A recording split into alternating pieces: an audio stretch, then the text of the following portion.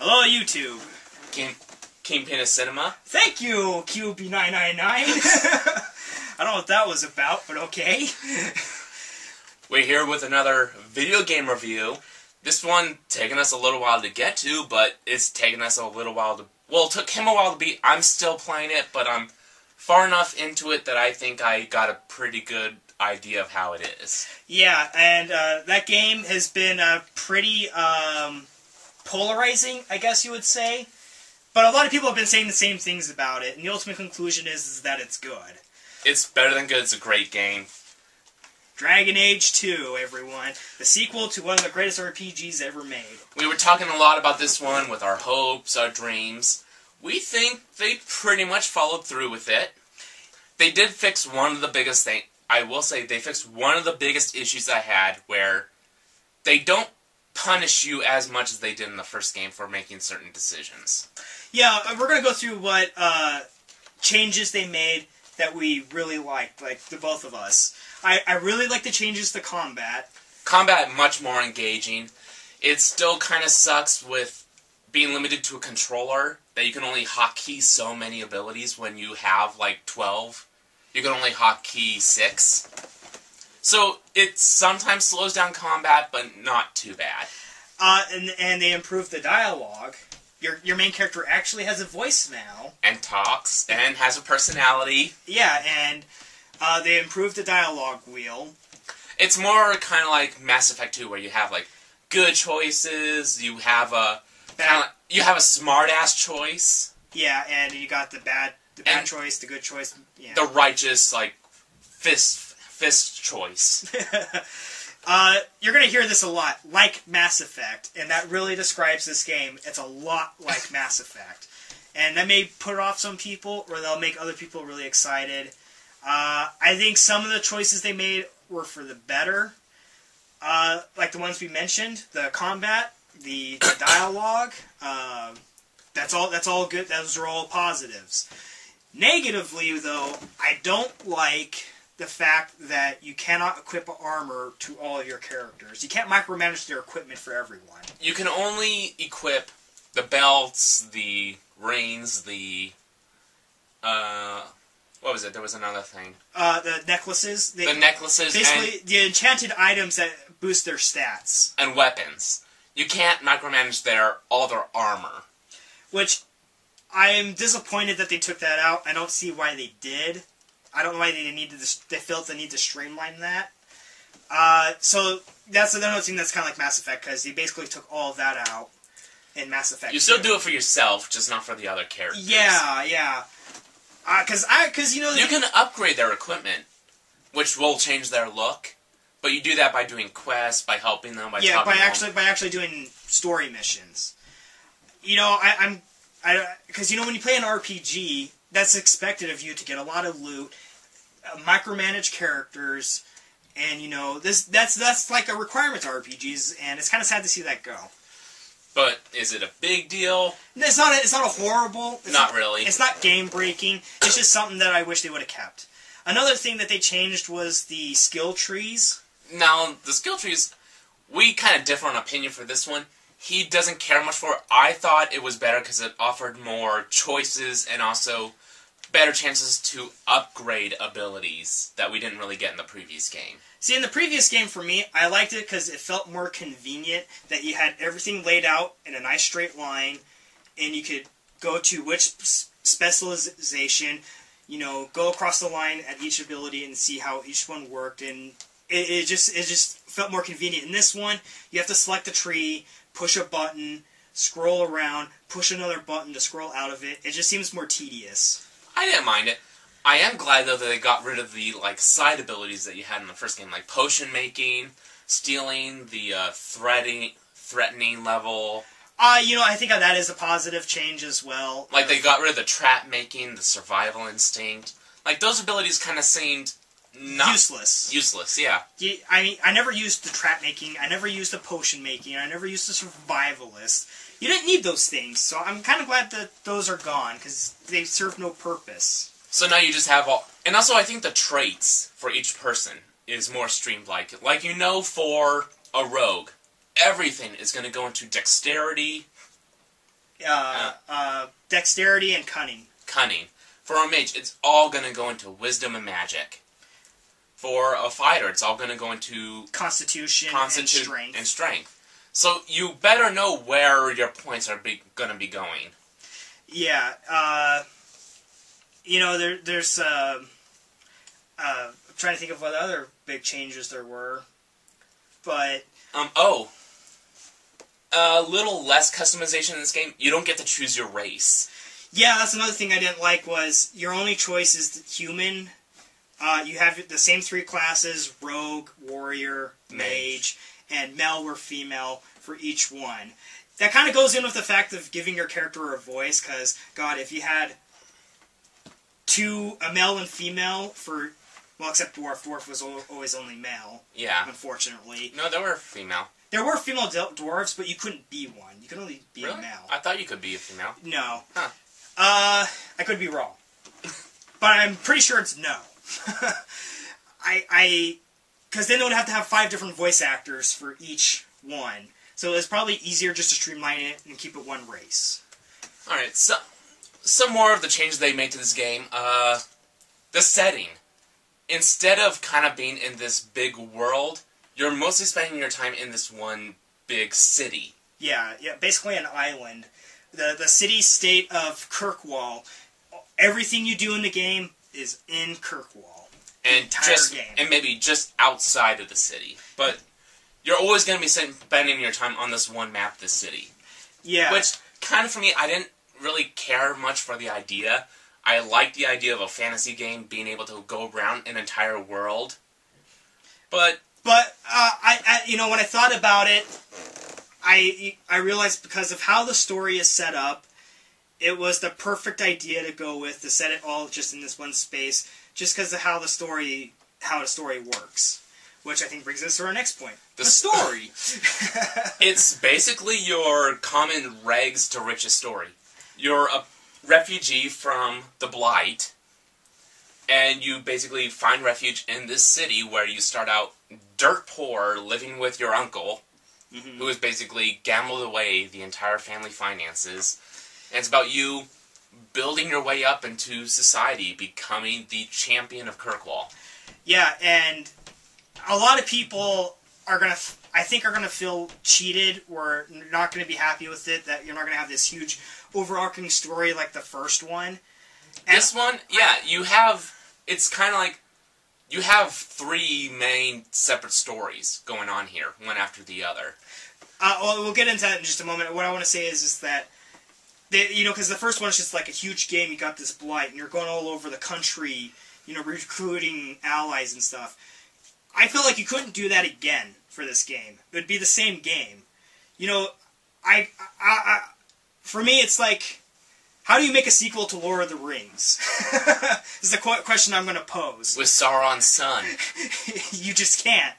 So, the direction that they went in with was not like a huge world-ending event, but a rags to riches story of where we get to know this character, and then we can go from there into a new world-ending event. You kind of have to establish something new to get a new audience, and then you can move on to something bigger. So I think it's good in that direction. It does work. There were a lot of people that were kind of unhappy with this because, a fantasy story, you want something fantastical. But yeah, you want something like really big. I mean, imagine if like a Final Fantasy game was like just this small little deal where you're dealing with like zoning rights. I don't know.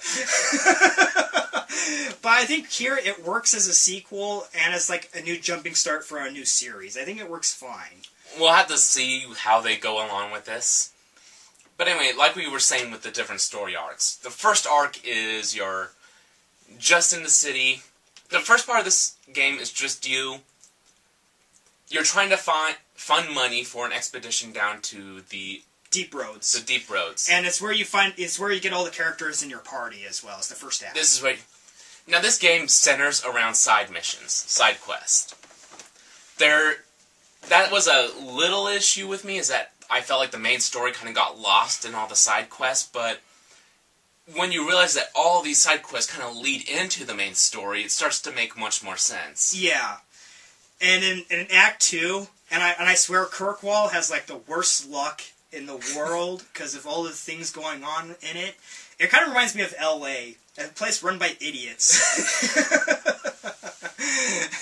Anyhow, basically, there's this race called the Qunari, which is kind of like a religious warrior kind of race that are kind of like communist undertones, I kind of think. Cause they don't believe in the individual. They believe in kind of being part of a whole. Yeah. They become shipwrecked on Kirkwall, and they're just like, well, we can't go anywhere until a new ship arrives. We're like, well, better get here. And they're like, well, it's going to take as long as it takes.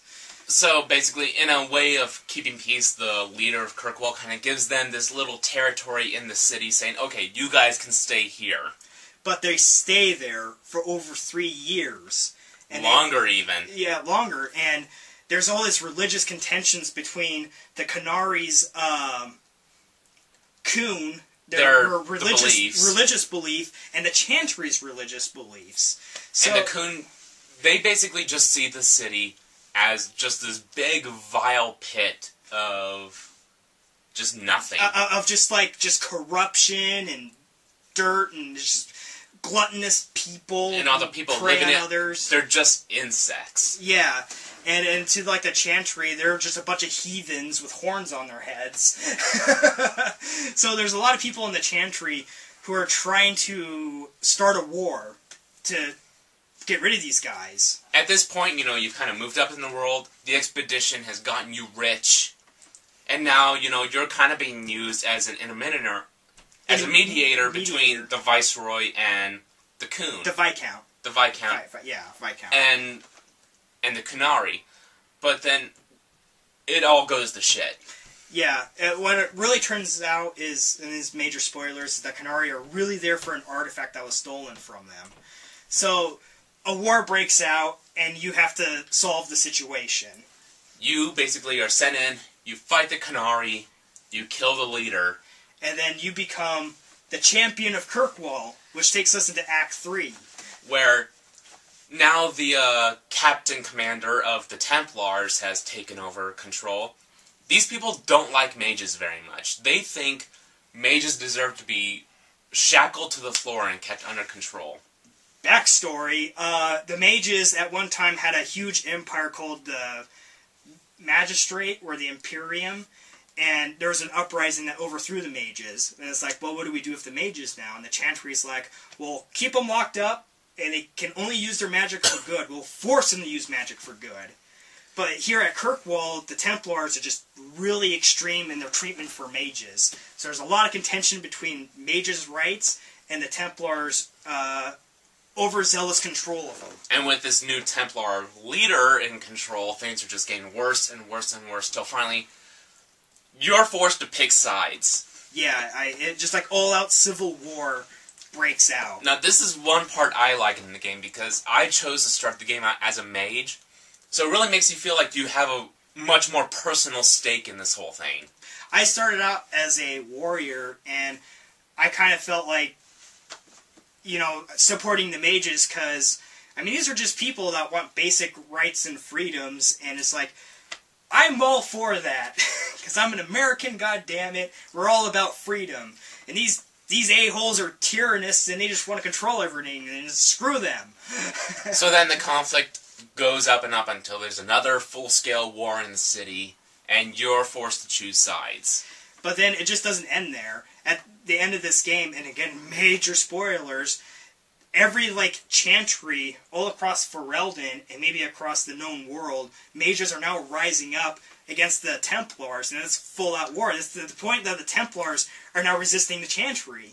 And so this is kind of bringing us to probably the story of the next game, or the next DLC for this, where it's just full-out civil war all over the fucking place. Yeah, and that's probably going to lead to some people who have already complained about the ending to the game, that is really kind of abrupt and probably not satisfying to everyone. Mainly one reviewer that we both enjoy, DSP, who had a huge rant on the game. I kind of feel like I enjoyed the game so much, that I can forgive that. That's not a big deal to me, because I felt very satisfied at the conclusion of the game. Yeah. One thing I want to bring up is, like we kept saying before, one thing we disliked about the first game was the fact that one decision could, like, get rid of half your party. Yeah. This game that doesn't play in... You can still lose party members, but only very specifically. One issue I did find, though, is that your party is so diverse in opinion, it's going to be hard to make everyone happy. If you have... Just like real life.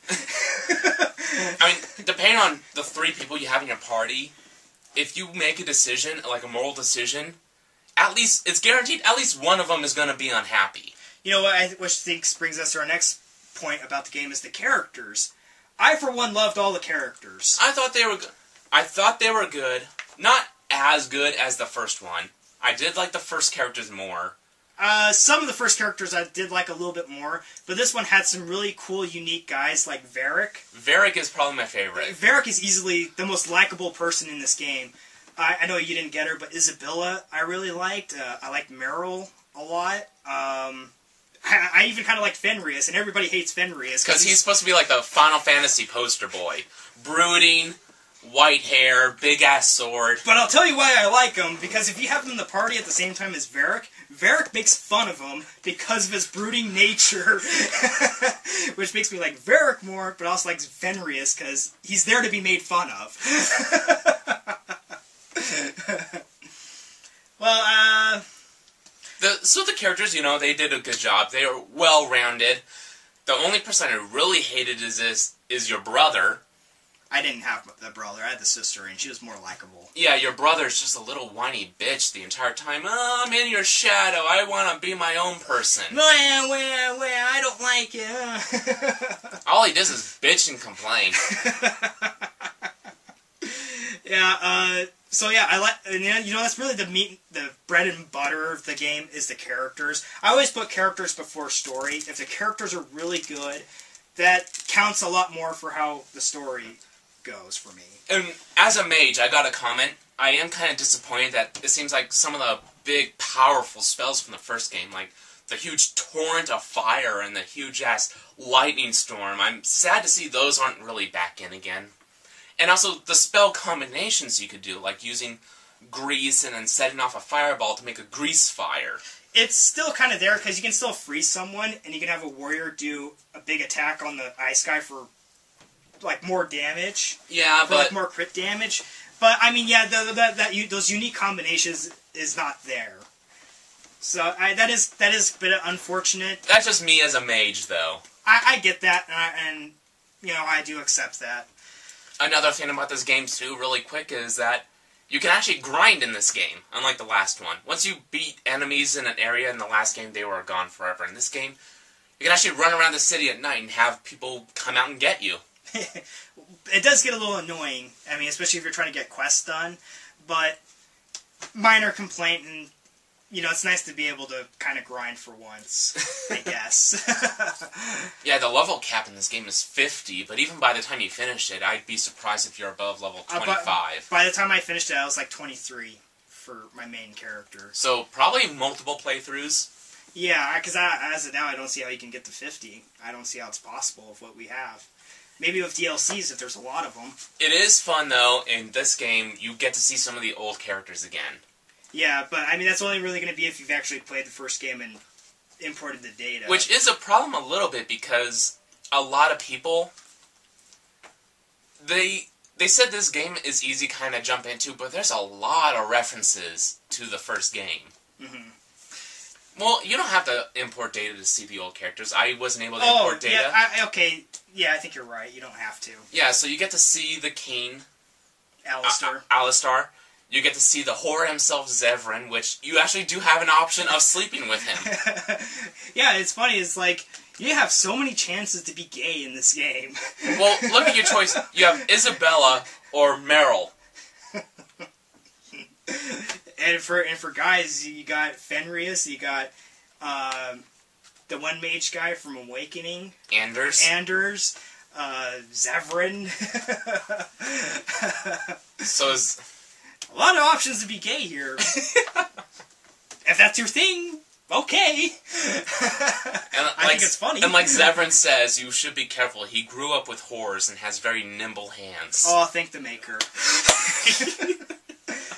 So that's the game. I say it's totally worth it. Really good.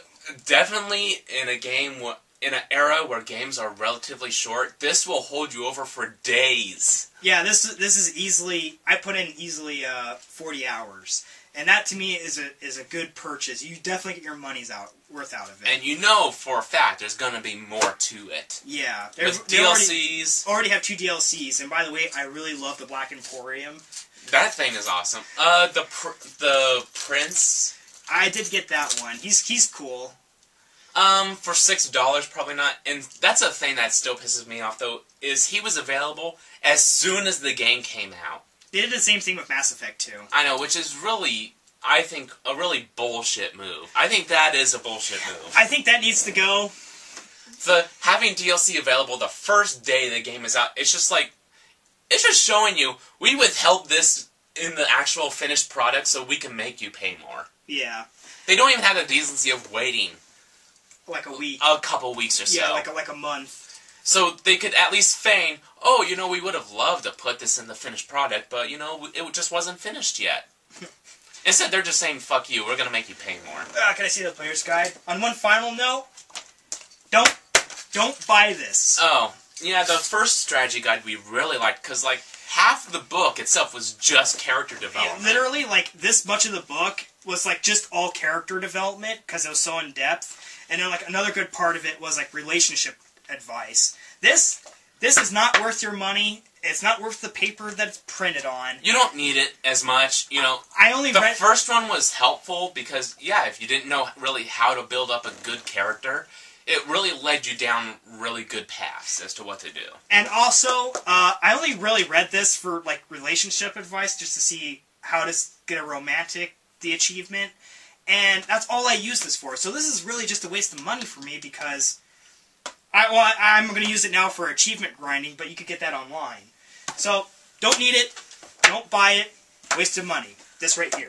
This on the other hand, buy it, get it, not a waste. It's definitely worth it.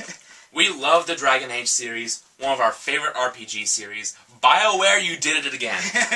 One final comment before we close this out. About the ending, I found the ending more satisfying than Killzone 3. At least here, the whole planet didn't get nuked. Or Bulletstorm. What kind of ending is that? The planet gets nuked? Come on, it's freaking hilarious. Come on, DSP, you telling me that the ending of Killzone 3 was better than this? Come on! Anyway, so... Well, anyhow, love you, man. I hope you keep making the videos. You're doing a good job. Please get this game. Share your thoughts. And as usual, if you didn't like it... Okay.